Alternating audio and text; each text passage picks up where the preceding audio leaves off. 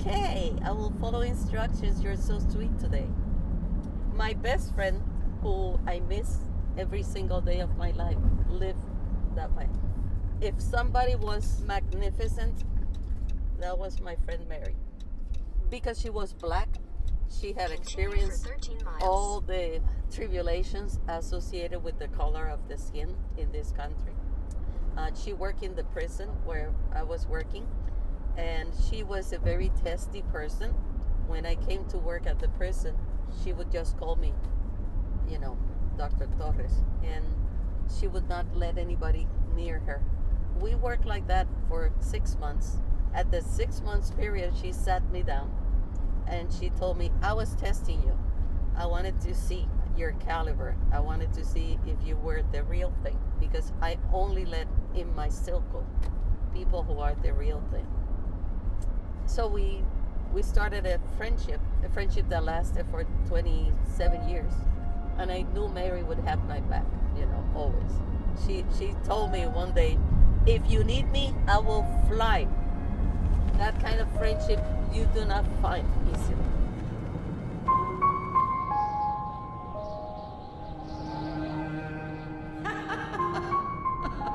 She had a big laughter.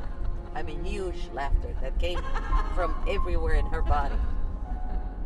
We always had what we call the IHOP dates. She loved to go to IHOP, and whenever I came to her house, I would take her to IHOP, and she would eat pancakes, and we will talk, and we will go to a sex shop to see toys, and whenever we saw penises, those dildos that they have, she will laugh, and she would pee on herself. So we always will bring an extra set of clothes. She had no filter. One day we were driving this road because we were going to get to the IHOP. So I saw a turtle crossing. So I stopped the car and helped the turtle to cross. And she always said, this was funny. She said, Dr. T, you fucked my life, because now I stop for every fucking turtle. And that's the way she talked. She was refined in some things, but she still had the roughness of her life. I learned a lot of what happened to the blacks in this country through Mary, because she was very graphic.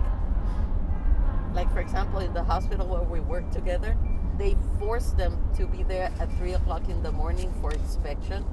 They had to get naked, completely naked, because they didn't trust them. They thought that they would put things in their vaginas or hide them.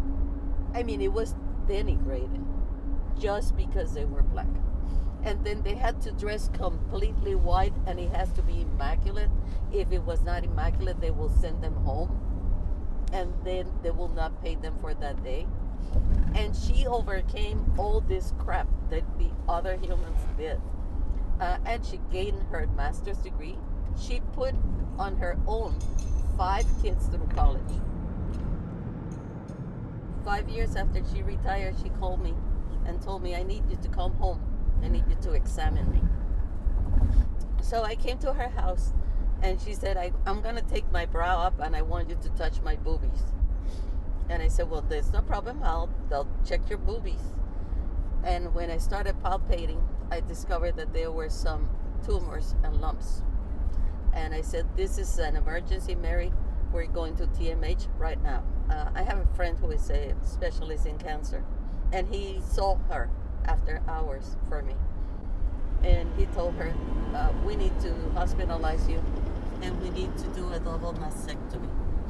And I said, Mary, we need to call the kids. We need to let the kids know. And she said, no, I don't want my kids involved. I said, Mary, this is a situation we have to get your kids involved. I said, Dr. T, you need to be with me. You need to be there with me. And I said, I will be there with you. I will be there in the operation table, and I will be monitoring everything, but we need to call your kids. So I called the kids, and I sat the kids, and I told them. And she said, are you sure that is the right thing to do, a double mastectomy? I said, Mary, I am not pushing you, but it's the right decision. So I called David, and I said, I will be out for at least a week. And he said, well, you do what you got to do, girl. And he took care of everything, and I moved to Mary's house. She had the radical mastectomy, and I was there when she woke up. And, we went through the chemo. It came a point that the chemo was completely destroying everything that was left of her. She told me, Dr. T, I cannot do this anymore. I really can't. And I said, well, what do you want to do? And she said, well, I have had a good life. I have you, I have the kids. I want to let it go. And I said, okay, if that's your decision, I will be there for you. She lived 3 years after the diagnosis. And, when she was doing okay, we met every Saturday, and we went to IHOP, and she ate all her pancakes. She got involved with the church, which was good for her because she developed a program for kids, kids that don't have food and things like that. So I will provide the food, and she will go and cook. The kids will come, they will be fed, they have food to take home. And one day, I got a call from one of her daughters, Teresa, and she said, Dr. T, you need to come because mom needs you. So I left home, and I said, Mary, we need to go to the hospital. She said, no, Dr. T, I want you to be there for me. I got her to be on a morphine drip because I wanted, if she was going to die, I wanted her to die with the least amount of pain. I don't believe in pain. Her last breath was, I love you. And she told me that just in her last breath. It was hard. It was, this was my friend. I don't have a lot of friends. She was my friend. And she passed in my arms. She did. See, I'm a thanatologist. There are only 2 thanatologists in Florida, and I'm one of those. But it's different when you're doing it for somebody that is not really close to my heart. It broke my heart when she died.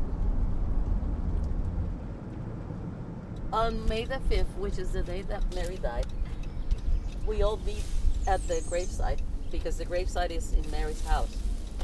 You are allowed here to bury the people in your lot. So we meet there. I bring wine and I bring cheese, and we have a party because Mary always told me that she didn't want people to cry. And she got angry with me because I was crying when she was dying. But I feel her with me all the time. And I feel privileged to have had the experience of having a human being that was not in my nuclear family that I value and care for more than I value the relationship with my older sister. To me, Mary was more than my sister. She was sort of part of me. She was a gift from the cosmos to me. And I used to tell her that, and she said, no, you're wrong. You're the gift. You're the gift. You're my girl.